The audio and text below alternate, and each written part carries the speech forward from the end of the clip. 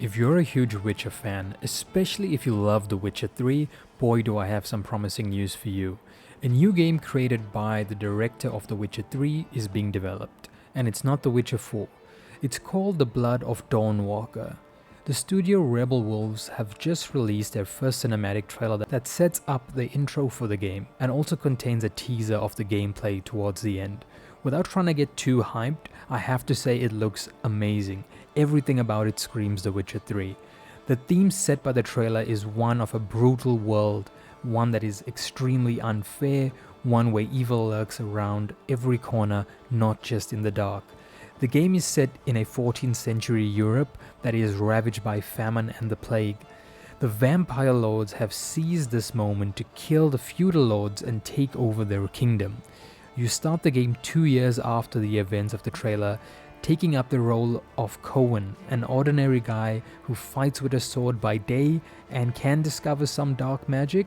He can use vampire abilities at night to fight or to explore the world, but he is not a vampire.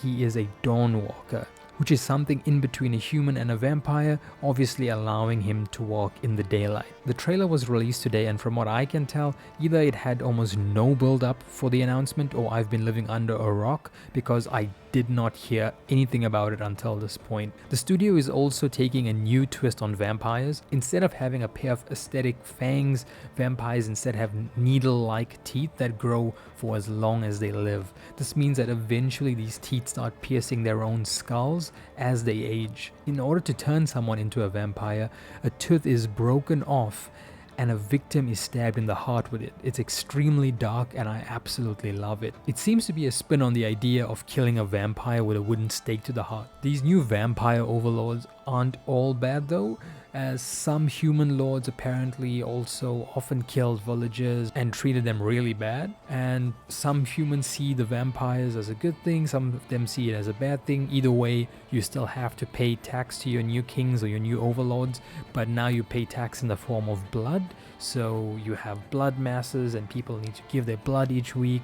So some people obviously not too happy about that. So it's a very dark and twisted game, and nothing is really black and white in this world, because the vampires, as much as they take, they also do help some people and heal some people, as we'll see in the cinematic as well. If you're looking forward to The Witcher 4 or just want more of what The Witcher 3 gave you, I'd highly recommend checking this out. The studio is partnering with Bandai Namco to publish the game, and we will have a bit more gameplay by the summer of 2025. If you haven't seen the trailer yet, you can check it out in the description where I've left a link. I'll see you guys in the next one.